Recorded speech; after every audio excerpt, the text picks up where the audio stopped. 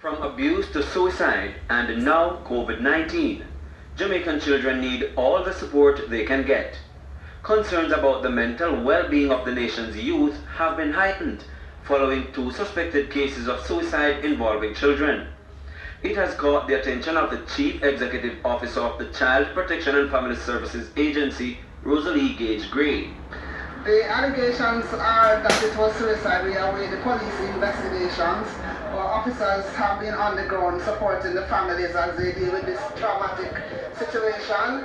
We are concerned about the age group, which tells us that we have to get to all our children as young as they are, that we have to support them, in the families, in the communities, so that they will understand that there are persons there who care about them and who want to support them and want to see them live to adulthood. As incidents among children continue to escalate, the agency is teaming up with the Caribbean District of Optimist International. We're still concerned about the high levels of abuse that our children are undergoing. During this COVID period, we have restricted access to the children, but our officers are on the ground and we're trying our best to get to as many of our children as possible as we prepare for the virtual opening of school next week.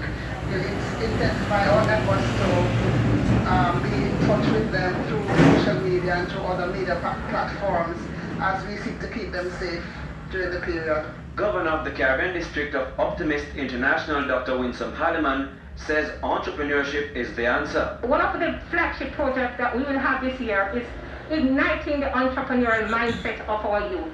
We recognize that many of our youth are unattached, many of them have suffered, many of them have passed because they have no alternatives, many of them have been committing suicide.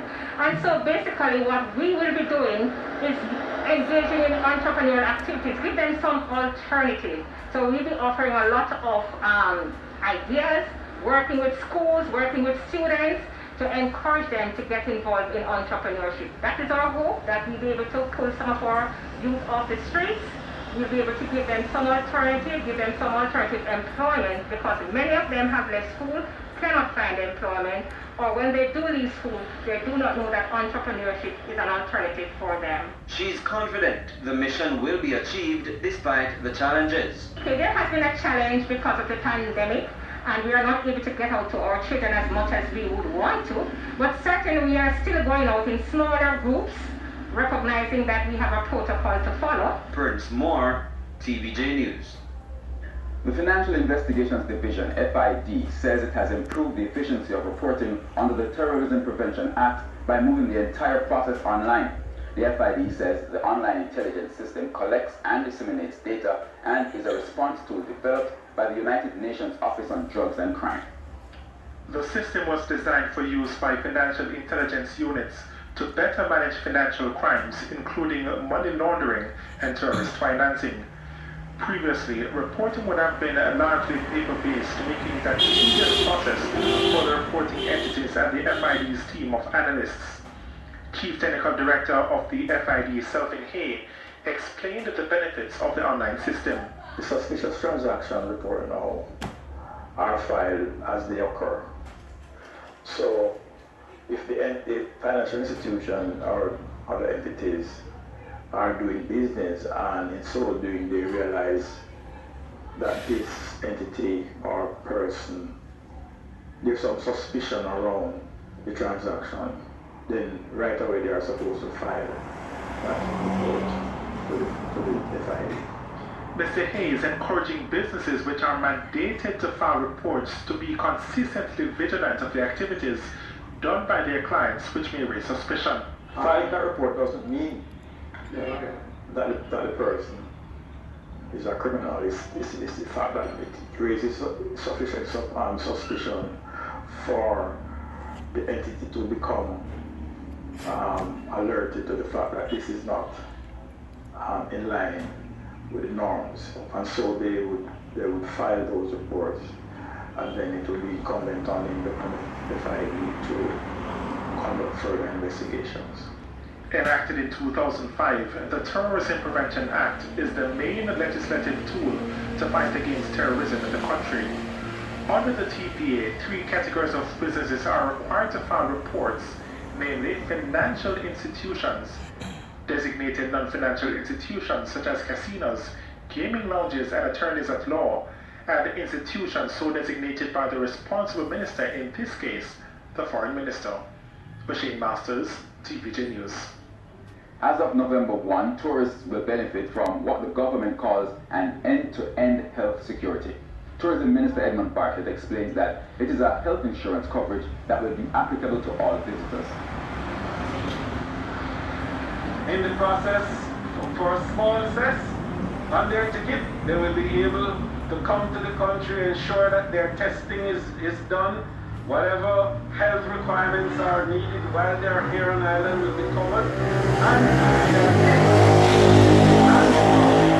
And in fact, there is repatriation arrangement as a plane will be on the AM tarmac ready and appropriately appointed with paramedical arrangements to take them back to their destination in a prescribed health arrangement in that destination.